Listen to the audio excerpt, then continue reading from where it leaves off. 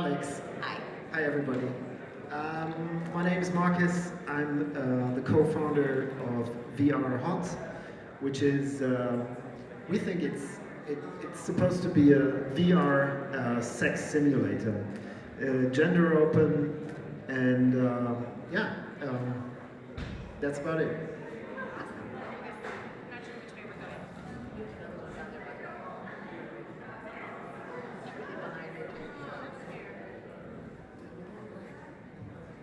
we go.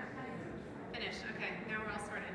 I'm Devilish, Domina. I'm the co-founder of Deviant.tech, and we're creating a VR game called Dominatrix Simulator, which we'll talk more about. I'm Deviant.dev, another co-founder of Deviant.tech and Dominatrix Simulator. So cool. So first, can you set the scene for us? Like, what is the state of VR erotica at present? Okay, well, we'll dive right in. So, VR adult interactions kind of cover a wide range of things. Most of it is VR film and interactions in VR. There's some that are VR games, and they're all sort of taking different paths on that. A lot of them are sandbox types games where you go in and you're trying to interact with a character in the environment, doing things to them, using dildos, touching them, giving them orgasms. I'll let Marcus talk about the area he's in. And we're in an area that's not widely explored at all, which is kink and BDSM. And we're doing something where we're trying to make the game control you rather than you control the game.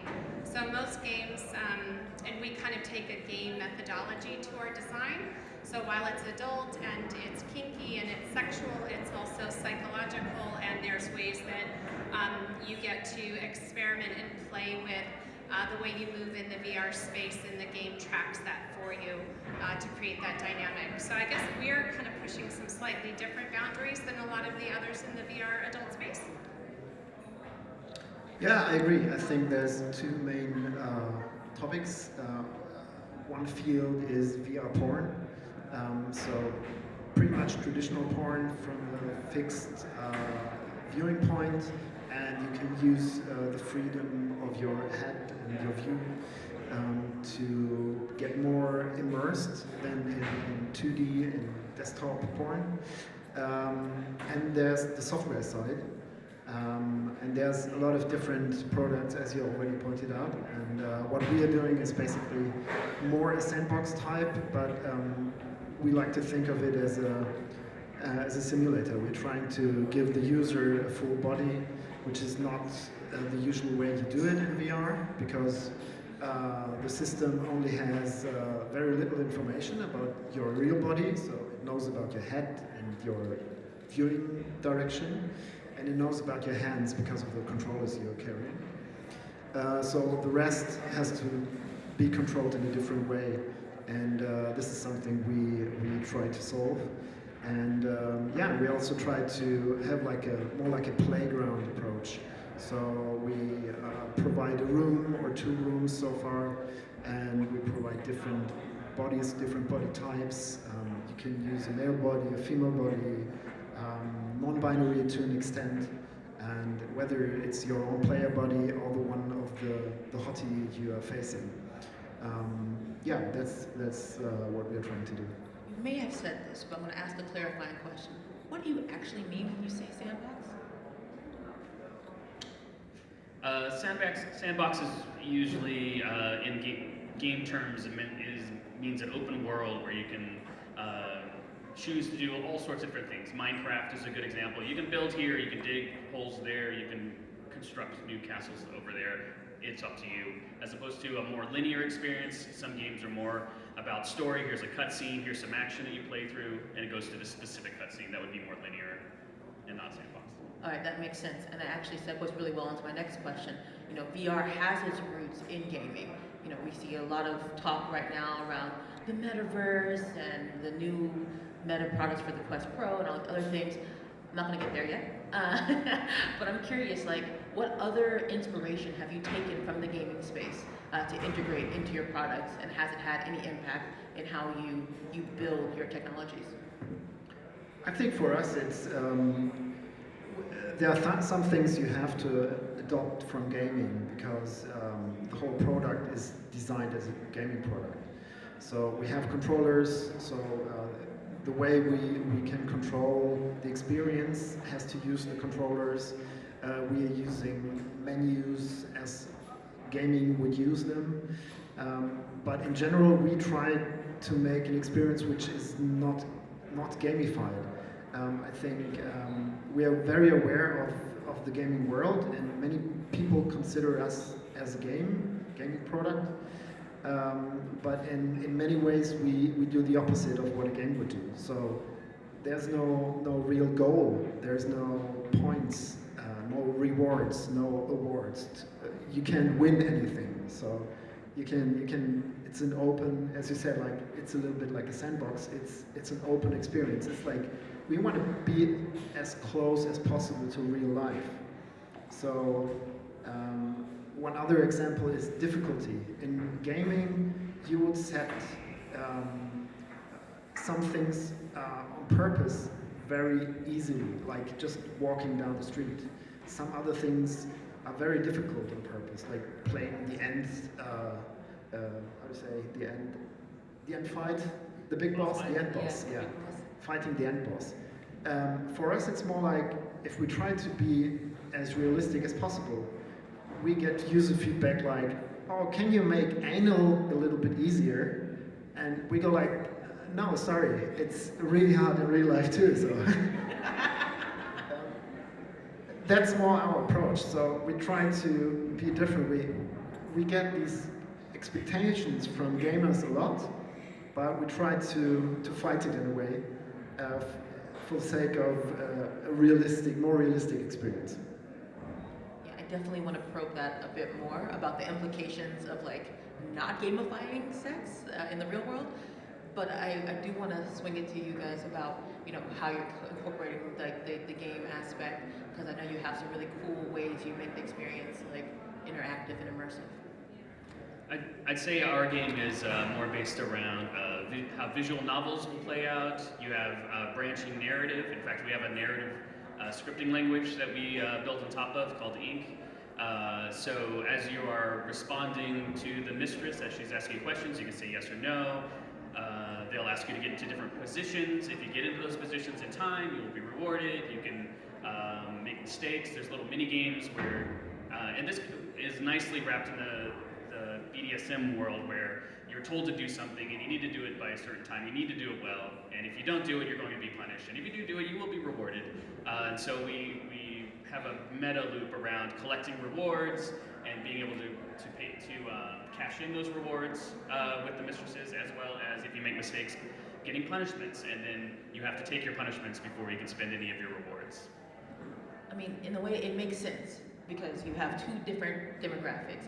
One is inherently actually a scene, right? So there is a bit of game and power dynamics in play, so you can have a little bit more fun with the game side, whereas you're simulating real life, and like, we don't want that to spill over into the real world. Yeah, but I think the kink scene in real life is also more, it's closer to a game than vanilla sex, for example. Yeah, I think something else we do with our game is to really embrace the psychology of behavior and motivation. So there's a lot of aspects of the game that are enticing you to do more, or encouraging you to be naughty and disobedient. But we put the mechanics and the systems into the game that encourage you to try these different things out and see what the consequences of that behavior is, and lots of ways of interacting with the world, so that you can get the satisfaction of completing a task. So for example, we track whether or not you continuously move your head up and down when you're giving cunnilingus and making sure that you don't stop that task, or you will upset the mistress and you will get verbal feedback that suggests that she's not happy, and you will get coaching on what to do different. So we incorporate a lot of that behavioral feedback into our game as well. That's incredible. Just thinking about that now, so got me sidetracked. But coming back, just being honest. That's great rhythm. It's like, oh my gosh, it sounds amazing. So coming back to the more practical society implications, right? When we think about the responsibility that we have as sex creators, as people in the world dealing with sex and knowing what the other side looks like, what responsibility do we have, to be careful with how we create content, or pause, all of that, and then how are you thinking about that in your game design? How are you thinking about gender? How are you thinking about diversity? How are you thinking about consent in your gameplay? So for us, we think a lot about that because we've been developing our game with a very active community. So as we put out content, we're constantly listening to our fans to find out what they're looking for.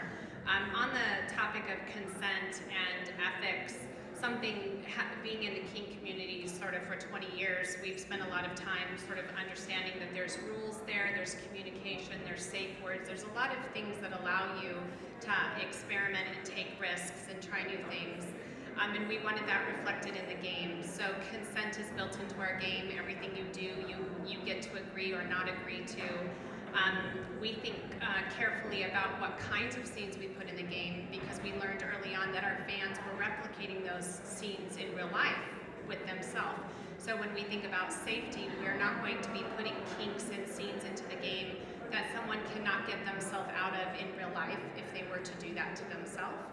And just on the topic of gender, again, lots of feedback about how awesome it was for people to get to have this submissive experience in a virtual space. And so we found out inclusion was very important, and we added non-binary. We now have dialogue in the game where mistresses will not use a she or he pronoun for you, but they will use a gender-neutral term like pet. We allow you to specify what your body type is, what your physique is, what voice you want to hear for your own self, what genitals you use, and all of the dialogue and the scenes in the game will respond to that. So we keep thinking about that as we build this, like how ethical and educational can we be, and as safe as we can be while we build something that should be fun and get you off. Yeah, I think we are really similar in that respect. So months before we released our first version, we sat down and put down some sort of an ethical statement. It was more for us than for the outside. It was just like a tool to make us think about what we have to think about. So first thing is gender. And as we don't have external funding, we were aware that we have to start somewhere. We can't start with every gender option from the beginning. So we started where you would expect us to start, with the male player body and female hottie, as we call them. But now, over the course of the last 1.5 years, we are now like fully gender open, so you can play with female, male body, and as I said, like even non-binary bodies to a certain extent. Then there's consent. It's really important, and we figured out that for us, consent was defined by the reaction of the virtual hottie. So if you slap someone, for example, and he or she reacts with joy, it's a completely different thing than someone suffering. So we didn't want to create victims, just like partners. And it's still more on the vanilla side, so there's a lot of stuff you won't get reactions to. For example, slaps in the face, nothing's happening besides the physics. So there's like booty slapping, stuff like that. Light BDSM, I would call it, is possible. And yeah, that's basically the thing with consent. It only happens what is possible in the software logic, and only if she or he enjoys it. And there's even more stuff we had to think about, because with the software in general, it's theoretically, it would have been possible to build children, for example. So we had to restrict the software so people won't use it for pedophilia desires, stuff like that. Yeah. There's so many considerations in this space. Aging. Yeah. it's really difficult, it's really hard to program, you'll know that. So step by step, we're getting there. So not everyone is the same, not everyone is young and good looking, whatever. I love that. So, kind of looking more, like zooming out a bit and looking at the market. Like earlier we heard Sumi from Mystery Vibe say that over the last 5 years, we've seen something like a 275% increase in adoption of VR. And I'm wondering, like, is that actually, like, what does that actually mean in real life? You know, like, from what I can understand about the market, we see that the headset costs are prohibitive for people to actually adopt this new technology and being able to use it in their homes. And obviously, over time, costs of the hardware will go down. But I'm curious, like, how are you experiencing adoption? Is it really like, does this 275% mean like everyone's using it now? Or are we still waiting for like Facebook to make a new one that's actually gonna work for us? Like, can you talk a little bit more about the barriers to adoption and like what's happening in that space? Well, the Oculus Quest is about $400 to $500, and it's about the price of a gaming console, so you can get it at a relatively good price. The only problem is there's a lot of friction to going into VR. You need to set out space, you need to put this thing on, you're going to shut off your environment and enter this different world, and you need to feel really safe to be able to do that. So I think for now, I think it's a pretty niche market, but the people that are in that niche are very enthusiastic, which helps. And I think the cross between so many affordable headsets coming out, plus Steam supporting adult content and it being available in Itch and some other venues, has allowed us to actually at least get a decent income from it that we can even potentially start quitting our day jobs, which is amazing. So it wasn't just a hobby for the first few years. Laura's now trying it full time, and it's speeding up how fast we make content, and I think that's in large part because there are more headsets out there and more fans out there who want to see more content. Yeah, I feel the same. We started about 2 years ago, and even in that short period of time, the market has grown significantly. The PC VR market, which is currently our market, is not growing as fast as it could. One reason being the very high GPU costs, like graphic cards in the last couple of years. That's getting better now. So, and I have the feeling that it's going again. But the biggest growing market is definitely the Meta Quest 2, the headset. As far as I know, Meta has sold around 12 to 14 million units so far. So that's already a really significant market. And it's also, and we are actually, and this is really news, we haven't told anyone yet, we are about to develop a version from VRHOT for the Quest 2 as a standalone product. So you don't need the PC setup anymore. Because the main problem getting into VR for many people is, if you're not a gamer, you don't have a gaming PC at home, you need to spend $2,000 on the PC and another at least 500 for the Quest 2, and that's really very high. That's high stakes. So now it's possible to program software for the Quest 2 as a standalone software, and then it's just the $500, and that's, as you said, it's like a gaming console. I mean, I have like a kind of curiosity question, because I heard that Apple's coming out with their new headset, and it's going to be like super top of the line, about $3,000, but it also will have eye tracking and these kinds of things. And that for me is a flag. I was like, okay, you're tracking my eyes. That feels sketchy, a little bit scary. I'm curious, how do you think about privacy and security when you're developing your devices? At the moment, for us, it's not an issue. We already got messages from users who were concerned. You asked, like, what kind of data are you collecting? How are you storing it? And we're like, We don't. So we don't know anything about you. The only thing we know we get from Steam. So we have some data concerning like what kind of system users are using, like what kind of PCs, graphic cards, whatever. Otherwise, we only have our usual feedback channels, so we get messages on Patreon, on our Discord channels, stuff like that. We don't have a good database, actually. I did work at a augmented reality company, and a lot of these concerns came up because to track your world, there needs to be out-facing cameras, and that's also how the Quest works. It has cameras that watch the world, and as you move your head, it moves the virtual environment to match.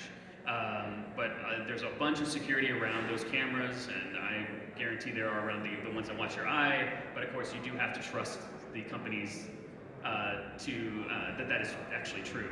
I do believe them, but I will leave it up to everybody else to decide. In terms of what we track, we do get error reports through Unity.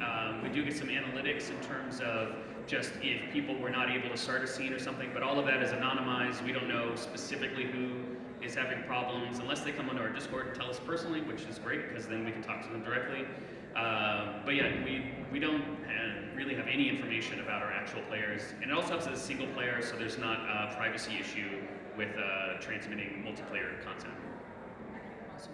So as we look out to the future of the industry, the future of VR, where are we going? How do we think about how this technology integrates with other sex ed, IoT devices? Like how are you seeing the future of VR as it relates to the greater sex tech space? Oh, that's a really tough question. So just a few thoughts. I think VR will stay a niche product. It will never be a market such as a PlayStation, Switch, whatever. And the development in VR is towards mixed reality and augmented reality. So I think there will always be a reason to really fully immerse in a virtual world, and that will stay interesting and will improve, and maybe we'll see some progress also on interaction, because we will have hopefully full body tracking, which is very important, stuff like that. But I think it will branch out, and there will be a new market for AR sex products, which makes it maybe sometimes even more interesting to interact with the real life and combine it with this virtual world.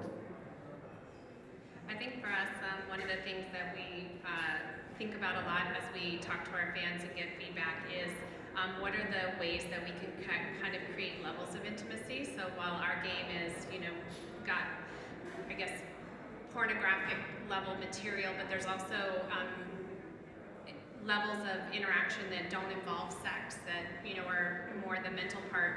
And so we're thinking about new products and new ideas where you can play at a party with friends. How do you introduce some adult safe content that's a little kinky, but nobody feels really weird that they've done it with their friends, and just, so we're even thinking about like the creativity of what we can do with the kind of development that we've done. And I think once we do that, then you start entering the safe for world market, which means you can now still get out there to people that aren't scared by the word porn or scared by the word X-rated. And I think that's how we kind of get more folks involved as well, because there are different levels of comfort with this stuff. And there is also the aspect of putting on the headset becomes almost a meditative process in itself. Being able to strip your world away, I think, is very valuable to people, especially who are overwhelmed or very stressed out. We put out a product called Therapeutic Doming for free that is just a character who is soothing you and supporting you and giving you reassurance, and it is extremely effective. It's hard to express how effective it is when you put on the headset, and how quickly your real world pulls away and you can really be somewhere else and somewhere to relax. So I think there's definitely a big market for those sorts of fully encompassing experiences. Yeah, I agree. This is also something I would like to add. I think at the moment, a lot is about the functionality and to make things work in VR. And many things are not really, they're very simple and not very subtle. But I think that's the way to go. That's also what a lot of users ask for. They just don't want the simple sex sim. They want sensuality, and they want intimacy, and more like a real experience, like experiencing another person. Because a lot of people are lonely, you know, and this is something where we could help. I love the idea of intimacy tech. I love the idea of actually connection through the conduit of VR. I think this is an excellent opportunity. So thank you so much for talking about all of the possibilities with this technology. We're going to open up the floor for questions. 1, 2, 3. Hi, I'm Beaver Meadow, the disability sex coach and partner surrogate. I have a year-long waiting list of clients wanting to have intimate experiences and have the option to explore and express their sexuality.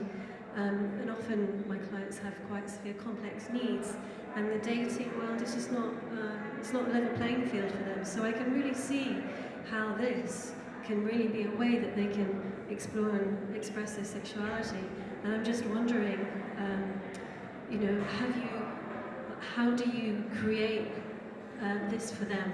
Or, you know, in what ways have you liaised with the disability community to find out, like, because it's obvious to me that that's like a huge market audience for you, not only physical disability, but also autistic clients and neurodivergent clients who, you know, might find it really difficult to access social situations and sexual experiences. I mean, one of the things we know by having a really active Discord community is that a lot of our players are in fact part of the divergent community. Lots of people that are autistic have high anxiety, people with disabilities. They challenge us and ask us to figure out ways of modifying the game so that they can play with disabilities. So I think there's a lot of opportunity in that space. It's finding those connections and finding those opportunities. And then it's working with the experts in those areas, because we're creating in many ways, you can think of it as the platform, the technology, the systems, the integration, but the story, the narrative, the topics of content need to come from the experts in those fields. So I think it's there. I think it's just starting the conversation. Great, let's have a conversation. Yeah, for us, it's we've made similar experiences. We, to be honest, we didn't have specifically people with disabilities in mind when we created it. But in general, what we learned from the feedback we got through Discord, through the channels, is that basically everyone has the same needs. Everyone wishes for like the feel of a true connection and sensuality. And, you know, like it's the same needs.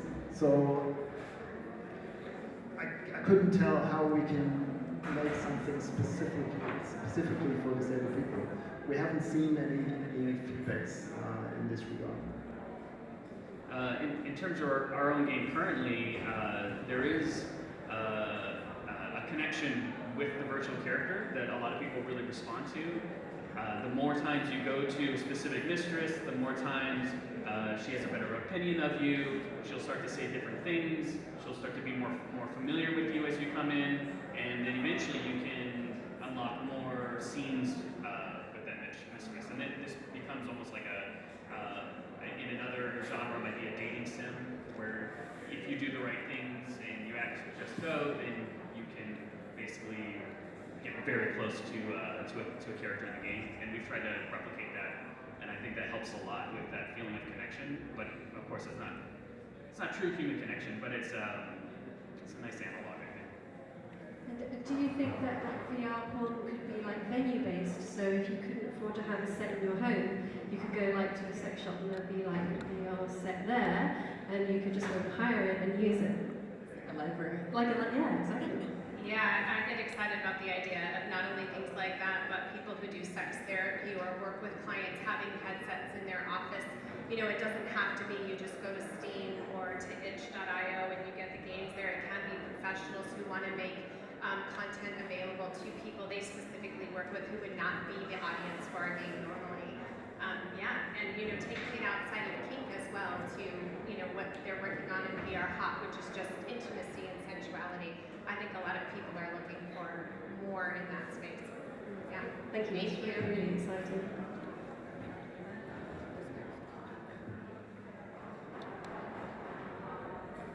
So hi, actually my question is pretty much more related to what Marcus said, that VR still will be a very niche market because you need an expensive gadget to use in the first place.